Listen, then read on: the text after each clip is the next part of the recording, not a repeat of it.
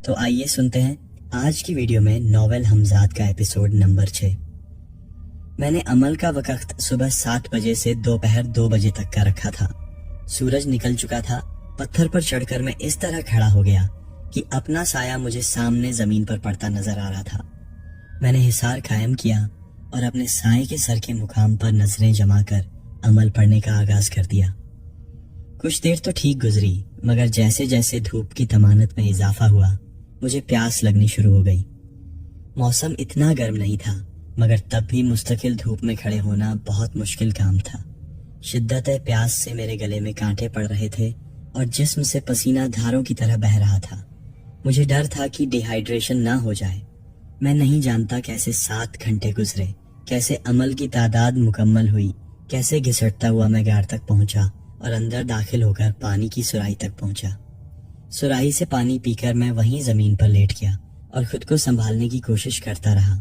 ये गनीमत था कि गार ठंडा था। बैरूनी तपिश की निस्बत गार का दर्जा-ए हरारत बहुत बेहतर था और ठंडक और सुकून का एहसास होता था। बहुत देर बाद मेरे हवास बहाल हुए। उसके बाद मैंने फल खाए जो सुबह जंगल से लाया था। उनसे मुझे कुछ तवानाई बहाल होने का एहसास हुआ। मेरी टांगें और जिस्म थकन से चूर था। मैं बिस्तर पर लेटा और नींद की वादी में उतरता चला गया। मैं नहीं जानता कैसे हुआ, ये कैसे साधु को इस जगह का पता लगा, कैसे वो जादू के हिसार खत्म करके यहाँ तक पहुँच गया था। मैं पत्थर पर खड़ा अमल कर रहा था और साधु मेरे सामने खड़ा अपनी सुर्ख आंखों से मुझे घूर रहा था, जिनसे चिंगारियां सी निकलती महसूस हो रही थी। मेरे मुकाबिल आएगा मूर्ख, मैंने काली माँ को खुश करने के लिए अपनी जिंदगी त्याग दी है। तू कल का छोकरा मेरे मुंह आएगा। ये कहकर साधु ने कोई मंत्र पढ़कर मेरी तरफ फूंका तो सियाह रंग के काले बिच्छू हवा में तैरते हुए मेरी जानिब बढ़े। खौफ से मेरे रोंगटे खड़े हो गए और दिल कनपटियों में धड़कने लगा। मैंने अरियाना की दी हुई अंगूठी सामने की ओर मंत्र पढ़कर फूंका। कुछ बिच्छू हवा में झलकर राख हो गए और एक मेरे पांव पर आ गिरा और अपना डंक मेरे पांव में उतार दिया। मैंने सुना था स्याह बिच्छू अगर पत्थर पर भी डंक मार ले तो वो पानी हो जाता है। मेरा दहशत, खौफ और दर्द से बुरा हाल हो गया। साधु ने एक और मंत्र पढ़ा और हवा में फूंक दिया। मुझे दूर से स्याह रंग की कोई चीज तेजी से फासला तय करती हुई अपनी जानिब बढ़ती दिखाई दी। करीब पहुंचने पर नजर आया कि वो स्याह चीता था जो छलांगे लगाता हुआ मेरी तरफ बढ़ रहा था। मेरी आंखों के गिर्द अंधेरा छा रहा था। ब्लैक पैंथर ने मुझ पर छलांग लगाई। मैंने बचने की बहुत कोशिश की और अपनी गर्दन उससे बचाने में कामयाब रहा, मगर उसने मेरा दायां बाजू कंधे के मकाम से अपने दांतों में दबोचा हुआ था। उसके दांत मेरे बाजू में गड़े हुए थे और मेरे बाजू से खून के फव्वारे निकल रहे थे। मैं पूरी ताकत से गला फाड़कर चीख चिल्ला रहा था और साधु सामने खड़ा मखरू आवाज में कह कहे लगा रहा था। ब्लैक पैंथर मेरे बाजू को बुरी तरह भंभोड़ रहा था और उसने अपने जबड़ों से चबाकर मेरा बाजू जिस्म से कंधे के मकाम से अलग कर दिया। कटा हुआ खून आलूदा बाजू मेरी आंखों के सामने था और दर्द की अजियत से मैं भयानक आवाजों में चिल्ला रहा था। पैंथर ने उसके बाद मेरी गर्दन में अपने दांत पेवस्त कर दिए। मुझे यकीन हो गया कि मेरा आखिरी वक्त आ गया है। पैंथर के तेज और नुकीले दांतों ने मेरा नरखरा चीर दिया और बुरी तरह चबाकर मेरी गर्दन मेरे जिस्म से जुदा कर दी। साधु मखरू आवाज में कहके लगाता हुआ काली माता की जय, काली माता की जय की आवाजें बुलंद कर रहा था। साधु कहके लगाता हुआ मेरी तरफ बढ़ा और मेरे सरकटे धड़ को जोरदार लात रसीद की। मेरा बगैर गर्दन वाला धड़ लुढ़कता हुआ दूर जा गिरा। उसी लम्हे जैसे मेरे सर पर कयामत टूट पड़ी हो। मैं चट्टानी बिस्तर से नीचे गिर गया था और मेरा सर जोरदार तरीके से पत्थरीली जमीन से टकराया था। मेरी आंखों के आगे तारे नाचने लगे। मैंने दोनों हाथों से अपना सर थाम लिया। बहुत देर बाद मेरे होश और हवास ठिकाने आए तो मैंने उठकर पानी पिया। घड़ी पर नजर पड़ी तो सुबह के 5 बजने वाले थे। मैं 10-12 घंटे से ज्यादा सोया रहा था। शायद थकन और गर्मी की शिद्दत की वजह से तबीयत मुअत्तल थी। जब सोया तो आंख ही नहीं खुली। 2 घंटे बाद अमल शुरू करना था तो अब सोनाला हासिल था। मुझे अरियाना, अपनी जान, अपनी जिंदगी को देखने का ख्याल आया। मैंने अरियाना की हिदायतों के मुताबिक एक गोल सा पत्थर उठाकर लाया जो तकरीबन 1 फुट का था। उसे जमीन पर रखा और उसके सामने बैठकर हिसार खींचा। उसके बाद मैंने अपनी शहादत की उंगली अरियाना की दी हुई अंगूठी पर रखी और मंत्र पढ़ना शुरू कर दिया। मंत्र मुकम्मल होने के बाद मैंने अंगूठी को पत्थर से मसल दिया। पत्थर में धुंधला सा मंजर नमूदार हुआ जो एक दो लम्हों में कुछ वाज़ेह हो गया। यह ऐसा ही था जैसे कोई आईने पर शबीह हो, मगर पत्थर की सतह और चमक अलग होती है और आईने की अलग। वही फर्क पत्थर पर नजर आ रहा था। पत्थर पर सफेद से गोल हाले के दरमियान मैंने अपनी जान हयात को देखा। उसके इर्द गिर्द फासले पर अंधेरा था, सिर्फ उसके बदन और उसके करीब का मंजर वाज़ेह था। अरियाना जमीन पर लेटी सो रही थी। उसके जिस्म पर कहीं कहीं खून की सुर्खी नजर आ रही थी। गुस्से से मेरी कनपटियां तपने लगीं और मेरी उंगली में मौजूद अंगूठी जो पत्थर को मसल रही थी उससे हट गई।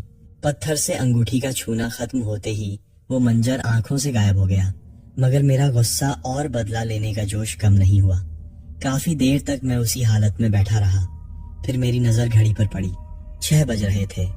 हमजाद के अमल की तैयारी भी करनी थी, इसलिए हिसार तोड़कर खड़ा हो गया। मैंने सुराही उठाई और गार का दरवाजा अंगूठी से खोलकर बाहर आ गया। दरवाजा बंद करके झील की तरफ कदम बढ़ाए और सुराही किनारे रखकर जंगल की ओर चला गया। वहां से वही फल तोड़े जो कल तोड़े थे। खाता हुआ झील के पास आया, सुराही उठाई और गार में लौट आया। मैंने पेट भर के फल खाए, फिर पानी पिया। 7 बजे 5 मिनट बाकी थे जब मैं गार का दरवाजा बंद करके पत्थर के पास गया, खड़ा हुआ और हिसार खींचकर अमल शुरू कर दिया। मैं मंत्र पढ़ता रहा। सूरज सिर पर आ गया, पूरा जिस्म पसीने से भीग गया। कल के मुकाबले आज तबीयत ज्यादा खराब नहीं हुई, लेकिन अमल खत्म होते होते हालत बुरी हो गई। जैसे ही अमल पूरा हुआ मैं गार में दाखिल हुआ, पानी पिया और बिस्तर पर लेट गया। काफी देर तक होश संभालता रहा। इसी बीच शाम के 5 बज गए। अजीब अजीब ख्याल दिमाग में आते रहे। इन्हीं सोचों में खोया हुआ मैं नींद की दुनिया में उतर गया। सुबह अलार्म से मेरी आंख खुली।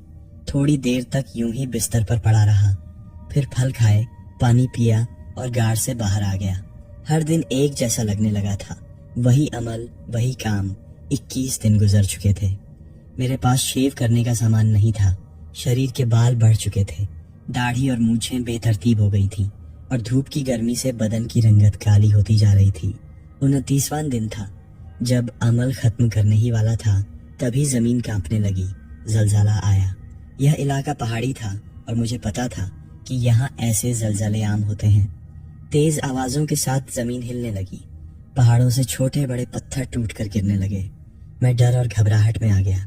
अमल का 29वां दिन था। अब बस 11 दिन बाकी थे।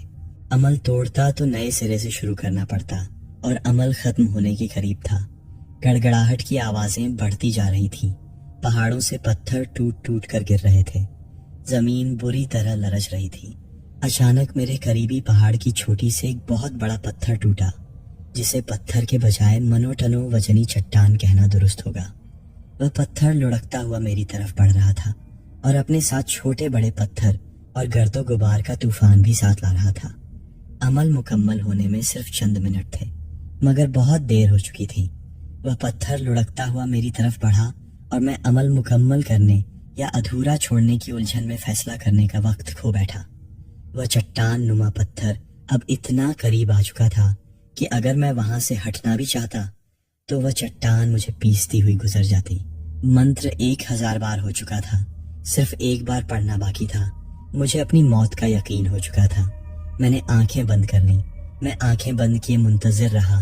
वह पत्थर मुझे पीसता हुआ कब गुजरता है। मंत्र खत्म हो चुका था। 1, 2, 3, 4। कई लम्हे गुजर गए मगर मैं अपनी जगह सलामत रहा। मुझे महसूस हुआ कि भूकंप खत्म हो चुका है। मैंने अपनी आंखें खोल दी। सूरज अपनी पूरी आबोताब के साथ चमक रहा था। भूकंप का नाम वो निशान नहीं था कहीं। वह चट्टान, टूटते पत्थर, कुछ भी मौजूद नहीं था। यकीनन ये वही हमजाद की ताकत थी जो मुझे अमल से रोकना चाह रही थी। मेरे दिल में खुशी मौजन हो गई कि मेरा अमल कामयाब हो रहा है। मैं वापस घर में आ गया। फल खाकर, पानी पीकर मैं लेट गया। हर रोज मेरा यही मामूल था। दिन में 24 घंटे होते हैं। 7 घंटे अमल के बाद भी मेरे पास 17 घंटे बचते थे। उन 17 घंटों में से 10-12 घंटे मैं सोकर गुजार देता था। बाकी वक्त लेटे लेटे माजी को याद करता और अरियाना की यादों में गुजर जाता। मैं अपने ख्यालात में गुम, नींद की वादियों में उतर गया। अमल करते 35 दिन गुजर चुके थे, मगर उस दिन भूकंप वाले वाकये के बाद से कोई रुकावट नहीं आई। 37वें दिन अमल के दौरान मुझ पर काले बिच्छुओं ने हमला कर दिया। मैं जहां तक नजर दौड़ाता था, ताहत निगाह काले बिच्छू मेरी तरफ बढ़ते चले आते थे। मुझे यकीन था ये धोखा है सिर्फ। वो बिच्छू हिसार तक आकर रुक गए और उसके चारों तरफ चक्कर आने लगे, मगर हिसार में दाखिल नहीं हो पाए। मंत्र मुकम्मल होते ही वो बिच्छू गायब हो गए। अगले रोज सांपों ने हमला कर दिया, फिर अंधी का तूफान आया, कभी चुड़ैलों के गोल ने हमला किया, मगर मैं अपने दिमाग में पुख्ता बिठा चुका था कोई चीज हिसार में नहीं आ सकती, इसलिए इन तमाम मराहिल से गुजर गया। आज आखिरी दिन था, मैंने इसके लिए खास तैयारी की। लंगोट कल धोया था, वो पहना, नहा धोकर पत्थर के पास पहुंच गया जहां मुझे अमल करना था। मैं पत्थर पर खड़ा हुआ और अमल शुरू कर दिया। गर्मी शिद्दत की थी, पसीने में शराबूर हो गया, मगर मैं अमल पढ़ता रहा। आखिरकार दोपहर हुई और अमल खत्म हो गया और मैं हिसार खत्म करके पत्थर से नीचे उतर आया। खिलाफ तवक्को कुछ अनहोना या अनोखा नहीं हुआ, न ही कोई रुकावट आई। इंतहा ये हुई कि हमजाद भी नहीं आया। मुझे ये भी इल्म नहीं था हमजाद कैसे आएगा। अमल मुकम्मल करने के बाद मुझे क्या करना होगा। मैं उदासी से पत्थर पर बैठ गया। शायद अमल में कोई कमी रह गई थी। बहुत देर गुजर गई, मुझे समझ नहीं आ रहा था क्या करूं। अचानक मुझे दूर से कोई चीज अपनी तरफ आती दिखाई दी। कुछ करीब आया तो अंदाजा हुआ कोई बूढ़ा शख्स है। उसने लाठी थामी हुई थी और जौफ से आधा झुका हुआ चल रहा था। गर्मी के मौसम में भी उसने अपने ऊपर चादर ली हुई थी जिसने उसका जिस्म और चेहरा ढका हुआ था। शायद गर्मी की शिद्दत से बचने के लिए बाबा ने चादर ली है, मगर ये कौन है और यहाँ कैसे? मैंने 40 दिन में कोई जानवर, कोई इंसान नहीं देखा था। यहाँ इस जादुई इलाके में कैसे दाखिल हो गया? लातादाद सवालात मेरे जहन पर दस्तक दे रहे थे। बाबा जी चलते हुए आहिस्ता आहिस्ता नजदीक आ गए। उन्होंने लरजती हुई रशाज़दा आवाज में सवाल किया, बेटा जंगल का रास्ता किस तरफ है? बाबा जी आप हैं कौन, कहाँ से आए हैं और जंगल की तरफ क्यों जाना चाहते हैं? बाबा जी आधे से ज्यादा जमीन की तरफ झुके थे और शायद बुढ़ापे और जौफ से उनका जिस्म भी लरच रहा था। बेटा मुझे जंगल की तरफ जाना है, रास्ता बता दो, बहुत मेहरबानी होगी। बाबा जी ने मेरे सवालों को इग्नोर करते हुए सवाल किया। मैंने हाथ के इशारे से बताया, इस तरफ बाबा जी, वहाँ है रास्ता, इस तरफ से चले जाएं। मगर ये तो बता दें आप कौन हैं, कहाँ से आए हैं, वहाँ क्यों जाना चाहते हैं? बाबा जी ने जवाब दिए बगैर कदम मेरे बताए रास्ते की तरफ बढ़ा दिए। मुझे गुस्सा आया मगर मैं खामोश हो गया। चंद कदम चलकर बाबा जी रुके और कहने लगे, क्या मैं वाकई इस रास्ते से चला जाऊं? एकदम से मेरे दिमाग में बिजली का कौंधा लपका। ये नामुमकिन था कि इस जादुई इलाके में कोई दाखिल हो। फिर उस वीराने में एक इतने ज़ईफ बाबा का क्या काम और जंगल जाने का रास्ता पूछने का क्या मकसद? नहीं, आप नहीं जा सकते, रुक जाइए, आपको इजाजत नहीं है, मैंने तहकमाना लहजे में उन्हें हुक्म दिया। जोश, मुसर्रत और खुशी से मेरी आंखों में आंसू आ गए जब मेरा अंदाजा दुरुस्त निकला। बाबा जी ने चादर और लाठी फेंक दी और अपने कदमों पर सीधा खड़े हो गए। ये आखिरी वार था, जो कामयाब हो जाता तो मैं जीती हुई बाजी हार जाता। बिल्कुल मेरा कद, रंग रूप, वो मेरा हमजाद था। दिल में खुशी का समुंदर मौजूद था। आखिरकार मैंने हमजाद का अमल कामयाबी से मुकम्मल कर लिया। ठीक है, तुमने मुझे अपने बस में कर लिया, अब हमारे दरमियान शराइत तय हो जानी चाहिए और जो शराइत तय होंगी तुम उनकी पासदारी करने के पाबंद हो गए। मैं हैरत से हमजाद को देखने लगा। मेरा कद, मेरा रंग रूप, मेरी ही आवाज में मेरा हमजाद मुझसे मुखातिब था। आर्याना मुझे इन तमाम मराहिल से आगाह कर चुकी थी। ठीक है, बेहतर है पहले शराइत तय कर लें। मैंने हमजाद को मुखातिब होकर कहा, तुम कितने अरसे के लिए मुझे अपने बस में रखोगे? हमजाद ने सवाल किया। मैंने सोचा ज्यादा से ज्यादा और 100 साल जी लूंगा, 100 साल तक, मैंने हमजाद को जवाब दिया। ठीक है, मंजूर है, तुम मुझसे क्या काम लोगे? हमजाद ने अगला सवाल किया। हर वो काम जो तुम्हारे बस में होगा, मैंने जवाब दिया। मंजूर है, मेरी 2 शराइत हैं। अव्वल, तुम मुझसे बात करते हुए, मुखातिब करते हुए अखलाकियात का ख्याल रखोगे। मेरी दूसरी शर्त यह है कि तुम नापाकी की हालत में मुझे तलब नहीं करोगे। हमजाद ने अपनी दोनों शराइत मेरे सामने रखी। मैंने कुछ देर सोचा, मुझे इन शराइत को मानने में कोई कबाहत नजर न आई। मंजूर है, मैंने हमजाद को मुखातिब होकर कहा। मुझे ये बताओ, मैं तुम्हें तलब करना हो तो कैसे तलब कर सकता हूँ? तुम नहीं, आप। तुम मुझसे मुखातिब होते हुए अखलाकियात का ख्याल रखोगे और तुमने ये शर्त मंजूर की है। हमजाद ने मेरे सर पर पहला बम फोड़ा। मेरी आंखें हैरत से फटने वाली हो गईं। अबे अखलाकियात का मतलब मैं तुमसे अदब व आदा से पेश आऊं? जब कोई काम करूं झुककर खुरनिश बजा लाऊं? मैंने गुस्से से कहा। हाँ बिल्कुल, होना तो ऐसा ही चाहिए। तुमने शर्त मंजूर की है। ये अबे तबे और तुम का तर्ज तखातुब मुझे पसंद नहीं। हमजाद ने मेरा खून फिर से जलाया। मतलब मैं आप कहूं और तुम मुझे तुम कहोगे? ये कौन सी अखलाकियात हैं? मैंने गुस्से और बेबसी से कहा। अखलाकियात के कायदे तुम पर लागू हैं, मुझ पर नहीं। शर्त मैंने रखी थी, तुमने नहीं। मैं पाबंद नहीं, तुम पाबंद हो। हमजाद के होंठों पर मुस्कुराहट थी जो मुस्तकिल मेरा खून जला रही थी। अच्छा मेरे बाप, मैंने हाथ जोड़ते और झुंझलाते हुए कहा। मैं आप कह दूंगा। मेरे लिए कुछ खाने को लेकर आओ, मुझे शदीद भूख लगी है। मैंने तसव्वुर भी नहीं किया था कि हमजाद की इस शर्त का ये मतलब होगा। हमजाद फिर गोया हुआ। बाप गैर मुहज्जब लफ्ज है, दुरुस्त लफ्ज अब्बू जान या वालिद साहब है, और तुम नहीं आप। इससे पहले कि मैं गुस्से से बेकाबू हो जाता, हमजाद नजरों से ओझल हो गया। ये कैसी बेतुकी शर्त मान ली मैंने? ये तो जीना हराम करके रख देगा मेरा। मैंने अपना पारा नॉर्मल करते हुए सोचा, मगर अब तीर कमान से निकल चुका था, अजराह मजाक या संजीदगी से। मगर हमजाद मुंह से शर्त मनवा चुका था। मैं उठा और अंगूठी से गार का दरवाजा खोलकर अंदर दाखिल हो गया और बिस्तर पर दराज हो गया। कुछ देर बाद हमजाद मुझे नजर आया। उसने एक डेगची उठाई हुई थी। वो डेगची उसने मेरे तख्त पर लाकर रख दी। गोश्त है ये भुना हुआ, खाओ। हमजाद ने फिर मेरा खून जलाना शुरू किया। मैंने डेगची की तरफ देखा तो उस पर चूल्हे की कालिख लगी हुई थी। अबे ये किसकी डेगची उठा लाया है? मतलब उठा लाए हो? मैंने हैरत से उसे मुखातिब करके सवाल किया। अच्छा है, सीख जाओगे अदब व आदाब। कोई बात नहीं, पहाड़ों के पार बस्ती है, वहां एक घर से। हमजाद ने खून जलाते हुए जवाब दिया। तुम मतलब आप चोरी करके लाए हो? मैंने आप जनाब से उलझते हुए और हैरत से सवाल किया। तो और क्या, मैं हांडी चूल्हा करूं तुम्हारे लिए? आग जलाकर चूल्हा रखकर गोश्त पकाकर खिलाऊं तुम्हें? जहां करीब से मिलेगा वहीं से लाऊंगा ना, हमजाद ने जवाब दिया। उसके जवाब से मेरा खून और खौल गया।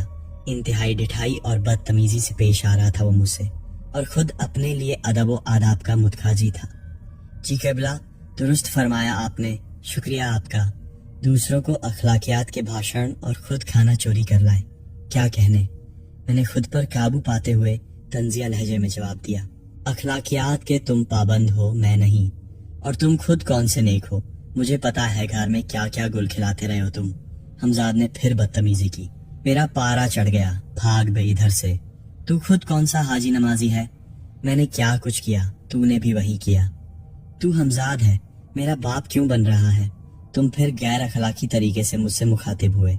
अगर तुम अपनी शर्त पूरी नहीं करोगे तो मैं तुम्हारे कामों से इनकार करूंगा, फिर मत कहना।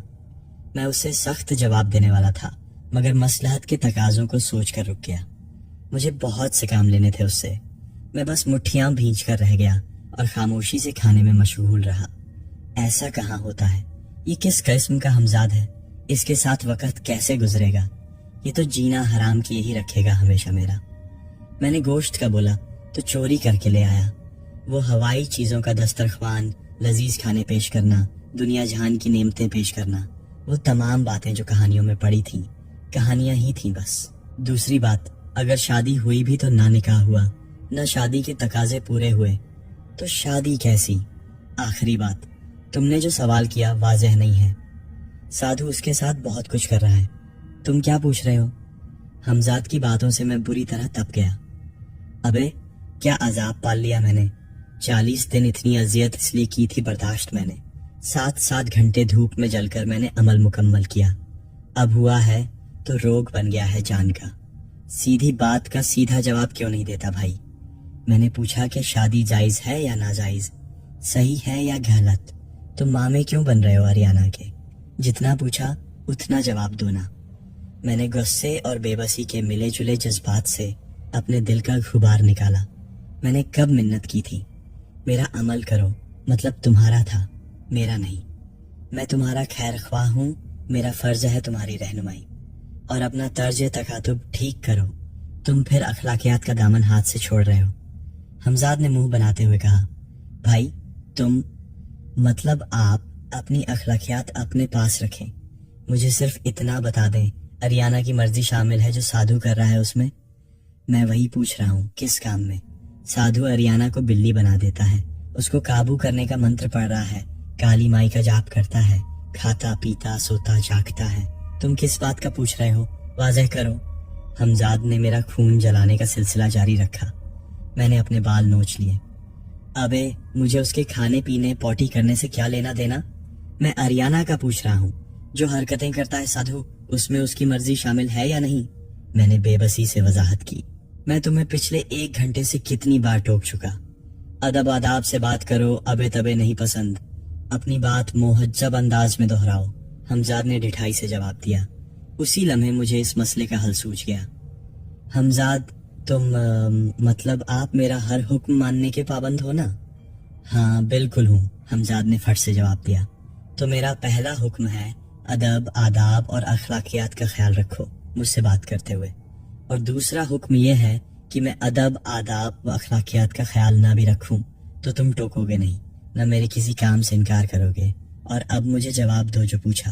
میں نے دل میں خوش ہوتے ہوئے کہا, ٹھیک ہے قبلہ عمران صاحب, ہم آپ کے ہر سوال کا جواب دینے کے پابند ہیں. آپ کو واقعی سادھو کے بول اور براج سے کیا دلچسپی؟ یہ ہماری نادانی اور کمکلی تھی. ہم نے آپ سے غیر متعلق باتیں دریافت کر لیں. ان سب کے لیے ہم دستب دستہ معافی کے خواستگار ہیں. آپ سے درخواست ہے دل میں میل مت لائیں. ہم آپ کے ہمدرد اور خیر خواہ ہیں. ہم جانتے ہیں آپ کتنے بے چین اور بے قرار ہیں, یہ جاننے کے لیے یقین کیجئے. ابے مختصر بات کر لے میرے باپ, کیوں خون جلا رہا ہے مستقل میرا؟ میں نے جھچ ہو کر کہا. جی ہم وہی عرض کر رہے ہیں, بات سنو. میں نے حمزاد کی بات کاٹ دی. نہ میں ادب آداب سے بات کروں گا, نہ تم. ہم برابری کی سطح پر بات کریں گے. منظور ہے؟ میں نے حمزاد کی طرف دیکھتے ہوئے کہا. ہاں ٹھیک ہے منظور. میں 1 گھنٹے سے کھڑا ہوں, تم بستر پر ہو. برابری کرنی ہے تو ہر معاملے میں کرو. جگہ دو مجھے بستر پر. حمزاد نے نخرے دکھانے شروع کر دیے. میں نے جواب دینے کے بجائے چپ چاپ ٹانگیں سمیٹ لیں اور وہ خبیث میرے ساتھ بستر پر آ کر بیٹھ گیا. ہاں اب بولو. حمزاد نے میری طرف دیکھا. جو پوچھا وہ بتاؤ مجھے, میں نے حمزاد سے کہا. نہیں, حمزاد نے مختصر جواب دیا. کیا نہیں, پوری بات کرو. میں نہ چاہتے ہوئے بھی پھر چڑھ گیا. جب میں پوری بات کرتا ہوں تو کہتے ہو مختصر بات کرو, ماما نہ بنو. مختصر بات کرتا ہوں تو کہتے ہو تفصیل سے بتاؤ. پہلے سوچ لو ایک بات کہ مختصر جواب دیا کروں یا تفصیلی. حمزاد نے پھر چڑھایا مجھے. جب مجھے تفصیل جاننی ہوگی تو تفصیل کا کہہ دوں گا, ورنہ مختصر جواب دیا کرو. اب تفصیل بتاؤ. میں نے درمیانی راستہ نکالا. ٹھیک ہے, سادھو رات کے وقت اریانہ کو اپنے بس میں کرنے کا منتر پڑھتا ہے, کالی مائی کے قدموں میں اسے لٹا کر. اس جاپ کے لیے ہر روز اسے کالے بلی کی بلی کالی ماتا کو چڑھانی پڑتی ہے. بلی چڑھانے کے لیے وہ ہر روز ایک کالے بلی کا انتظام کرتا ہے. پھر اس بلی کا سر کاٹ کر اس کے خون کا چھینٹا کالی مائی پر ڈالتا ہے. اس کے بعد وہ بلی کے دھڑ سے اریانہ کے جسم پر خون ملتا ہے. پھر اس کے بعد وہ... میرے باپ, خدا کا واسطہ ہے, کون سے جنم کا بدلہ نکال رہا ہے مجھ سے تو؟ یہ سب پتا ہے مجھے, اتنی تفصیل نہیں جاننی ہے. میں نے بے بسی سے حمزاد کو دیکھا. مختصر بتایا تو ہے کہ نہیں؟ حمزاد نے چڑھایا. جہنم میں ڈالو اس بات کو. یہ بتاؤ سادھو کو کیسے جہنم رسید کر سکتا ہوں؟ نہ مختصر بتاؤ نہ تفصیل سے, درمیانی بات کرو. میں نے غصے میں حمزاد سے سوال کیا. تم اسے نہیں مار سکتے, اس نے ساری زندگی کالی مائی کے قدموں میں گزاری ہے. بے حساب شکتیوں کا مالک ہے وہ.